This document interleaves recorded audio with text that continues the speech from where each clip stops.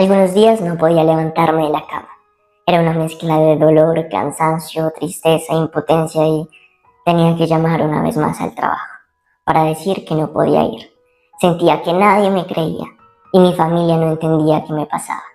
Me sentía horrible. Existe la propiocepción en nuestras articulaciones, que es la que nos permite entender el grado y la elongación de cada uno de nuestros tendones y de nuestros músculos. Ahora piensa qué puede ocurrir si todo el sistema de nuestros sentidos empieza a funcionar erróneamente, ya sea porque se transmite de forma excesiva, porque no se transmite o porque transmite de manera errónea. Pues bien, eso que estás pensando es el síndrome de hipersensibilidad central, y lo que escuchaste al inicio es el relato de un paciente que padece de esta enfermedad. Es una enfermedad que afecta nada más y nada menos que el 3% de la población mundial, por lo cual es muy importante tenerla muy presente. Y hoy en Medicina en Mente vamos a hablar de ella porque una suscriptora muy importante nos ha comentado que desea que habláramos sobre este tema. Así que comencemos. Es una enfermedad que se caracteriza por la presencia de dolor e hipersensibilidad en la parte musculoesquelética de forma crónica. Pero más allá de quedarse en un simple síndrome doloroso, la fibromialgia hace al paciente experimentar un montón de síntomas, entre esos síntomas neuropsicológicos, como la fatiga, trastornos del sueño, dificultades cognitivas, ansiedad y depresión. Además, es común que las personas con fibromialgia padezcan de síndromes como el de fatiga crónica, disfunción temporomandibular, cefaleas crónicas, síndrome del intestino irritable, cistitis intersticial, síndrome vesical doloroso y otros síndromes de dolor pélvico. Aunque lastimosamente es una enfermedad en los cuales no han habido unos estudios exhaustivos, o al menos no se conoce la fisiología de la manera en la que sí se conoce con otras enfermedades, es una enfermedad que, como te dije, afecta a una población muy importante. Y entre eso abarca famosos, teniendo así testimonios, por ejemplo, como el de Lady Gaga. Para poder realizar este video hemos revisado bastantes artículos científicos los cuales nos mostraban una tendencia de esta enfermedad. Además nos hemos basado en gran parte en el libro llamado Fibromialgia más allá del cuerpo. Es importante empezar distinguiendo en que socialmente no se ve de igual forma una enfermedad física que una enfermedad mental. La enfermedad física se suele asociar como le tocó o está relacionado con su genética o con riesgos en su historia clínica. En cambio, la enfermedad mental tiene una connotación peor, en donde la persona no está enferma, es enferma. Esto es muy importante tenerlo presente, ya que no hay un paraclínico específico para poder determinar que una persona tiene o no tiene fibromialgia. De ahí todo lo que aún nos toca aprender de esta enfermedad. Y cuando una de estas personas que sufre de fibromialgia, realmente el doctor le diagnostica esta enfermedad, puede ser un gran alivio para ella, porque se quita esa estigmatización de que es una enfermedad mental. Y esa persona puede decir a su entorno, a su familia y a su trabajo: oigan, estos dolores que yo presento es porque tengo la enfermedad de fibromialgia. Y como oíamos en el relato de la paciente al inicio del video, un gran inconveniente de que no haya un paraclínico, además de claramente no poder diagnosticarlo con mayor facilidad, es la cuestión del trabajo. En muchas ocasiones estas personas no les creen porque es complicado para una persona del común ver cómo aparentemente está en un estado perfecto, como con una radiografía no se ve un tumor o una mancha negra, pero aún así siente ese dolor que describen en muchas ocasiones como si cada movimiento fuera como un montón de alfileres generando esas pulsaciones. Y es acá cuando es muy importante distinguir entre lo que sí es fibromialgia y lo que no lo es, ya que muchas personas vivas podrían aparentar tener esta enfermedad para tener permisos en el trabajo, o aún así para salir pensionadas. Y aunque para muchos pacientes que sufren de esta enfermedad puede parecer un gran alivio no tener que trabajar, realmente, como veremos más adelante, no es lo más recomendado. Así que comencemos con las bases biológicas de la fibromialgia. En ocasiones se suele creer que esta es una enfermedad producida por la psique, ya que, como te lo he venido mencionando, no hay un examen clínico ni bioquímico que nos diga: hey, esto es fibromialgia. Además, este argumento se puede ver fortalecido cuando encontramos que los pacientes experimentan más dolor después de momentos de alto estrés. Además, los analgésicos clásicos no disminuyen el dolor en estos pacientes, pero sí los antidepresivos, ansiolíticos y antiepilépticos, cuando son administrados por largo tiempo.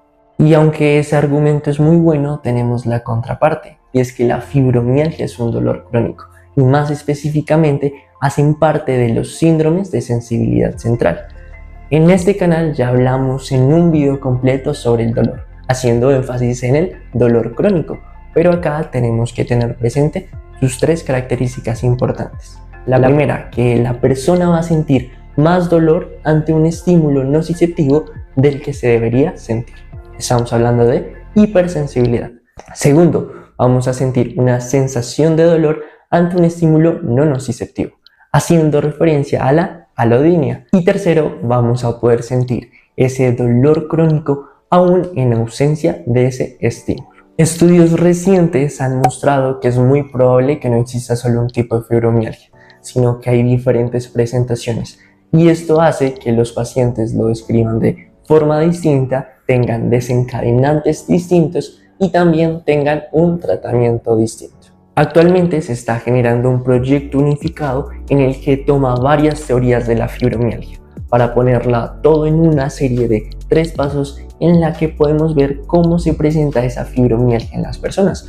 Porque claro, podemos ver que hay diferentes tipos, podemos ver que es un dolor subjetivo y podemos entender que es un dolor crónico. Pero necesitamos tener unas bases para poder diagnosticarlo, y al poder diagnosticarlo vamos a poder tratarlo de la mejor manera. Así que veamos este modelo que está siendo altamente aceptado por la comunidad científica, comenzando con su etapa 1, factores genéticos en el desarrollo temprano. Se cree que hay una parte de los genes que juegan un papel importante, y es por eso que hay una mayor prevalencia de mujeres que sufren de fibromialgia a comparación de los hombres. La etapa 2, factores desencadenantes de la niñez. Durante la niñez se generan factores desencadenantes relacionados con traumas y factores estresantes en esa etapa joven. Se observó en un estudio realizado en adolescentes que sufrieron quemaduras entre los 6 y 18 meses. Asimismo, en pacientes con fibromialgia se observó que los nacidos en forma prematura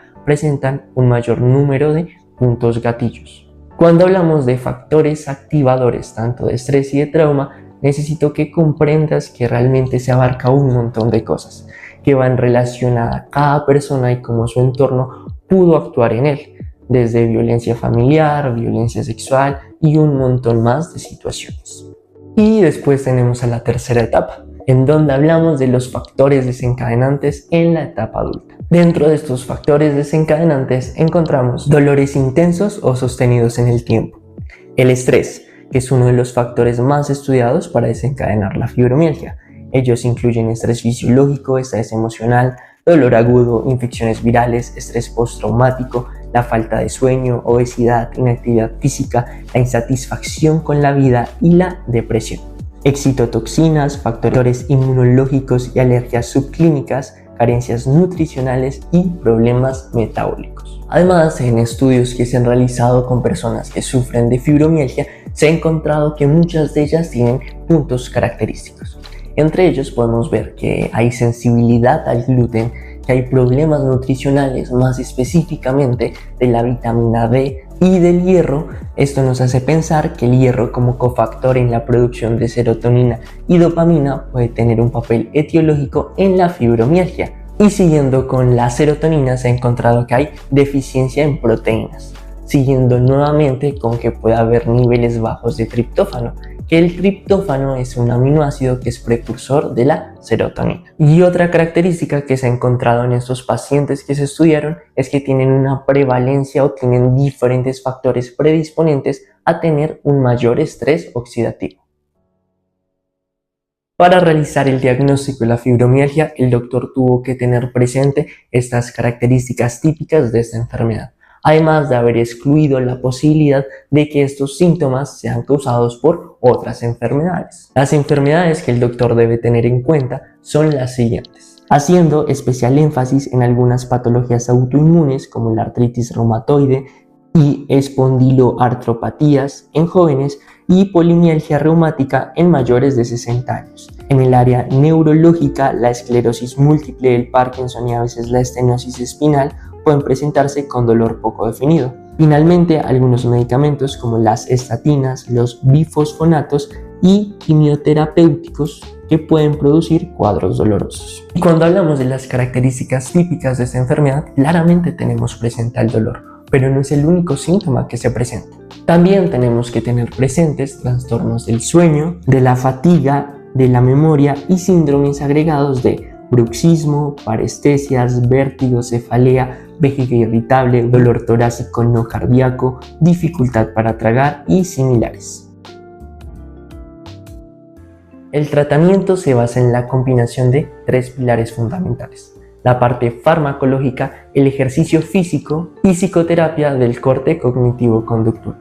Inicialmente es primordial que el paciente se mantenga en sus labores cotidianas, ya que esto ha demostrado que tiene un muy buen pronóstico, ya sea en su labor habitual en la casa o en su trabajo cotidiano. Segundo, es muy importante que el paciente logre entender qué es esto de la fibromialgia, qué es esto que está padeciendo, ya que esto le va a dar una connotación, primero, de que entiende que realmente tiene una enfermedad física y no mental, que ya vimos la connotación negativa que solía conllevar esto, y segundo, así va a entender mejor cómo conllevar su tratamiento. Así que tú que estás viendo el video es un punto extra. Tercero, nuestro amado ejercicio, que también le hemos dedicado un video completo al mismo sobre sus grandes beneficios. En este caso, muchos de los pacientes suelen no realizarlo porque es muy comprensible, tienen dolor en sus huesos, en sus músculos y creen que lo mejor es quedarse en estado de reposo. Pero no, todo lo contrario, ya que primero ese estado de reposo va a generar atrofia de sus músculos y esta atrofia en un futuro va a generar que generar ese movimiento, valga la redundancia, sea aún mucho más complicado. Acá lo importante del ejercicio es que va a empezar siendo aeróbico, debe ser mantenido y que el paciente se pueda adherir a este fácilmente. También se han encontrado diversos beneficios al practicar ejercicio físico en agua temperada y la hidroterapia, al igual que el yoga y el tai chi. A pesar de todo eso, un exceso en el ejercicio no es algo recomendado para estos pacientes, porque esa curva ascendente que estábamos teniendo con los beneficios del mismo se puede ver completamente hacia abajo cuando se genera muchas agujetas, cuando se genera un exceso del ácido láctico, y esto es por generar un sobreesfuerzo que en estos casos es bastante negativo, ya que el paciente va a sentir aún más dolor del que siente con la fibromialgia y en estos casos sí que no se moverá en absoluto. Y la razón por la que el ejercicio es tan beneficioso, además de lo que ya mencionamos, y es que vamos a hacer que nuestro músculo no se atrofie, y es que al estar físicamente activos vamos a liberar sistemas opioides, generando mayores receptores Mu, que desencadenan señalización para bloquear la actividad sináptica de los receptores NMDA. Por lo tanto, bloqueamos la facilitación de la nocicepción.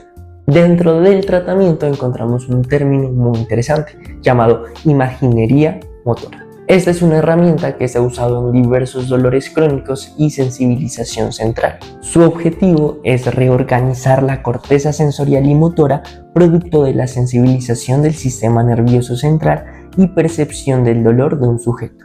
El movimiento e intensidad del dolor producto de la sensibilidad central. Y consta simplemente de tres fases. En primer lugar está el entrenamiento de lateralidad. Se define como un proceso introductorio de reconocimiento de segmentos corporales. Esta etapa ha demostrado mejorar la exactitud de la representación cortical del cuerpo. Posteriormente viene la fase de imaginería o movimiento mental, que busca imaginar movimientos con una extremidad afectada sin generar la tarea motora. Lo anterior ha demostrado que activa la corteza premotora y motora de forma similar cuando se ejecutan movimientos activos, sin alcanzar umbrales motores que promuevan dolor en la extremidad. Y finalmente se progresa a la terapia con espejo, en donde el paciente mueve la parte que no le duele, pero en el espejo está visualizando como si moviera efectivamente la parte que siente ese dolor crónico. Es muy importante que nosotros aprendamos y entendamos de esta enfermedad para tratar a un paciente, o si tal vez no estudias medicina o no eres un doctor, para poder entender lo que vive esa persona que está a tu lado. Quiero agradecer a la doctora Sandra, quien me colaboró con la realización de este video, aportándome información muy relevante. Además de eso, te dejo con un video de síndrome doloroso, para que puedas seguir abordando este tema y entenderlo a la perfección.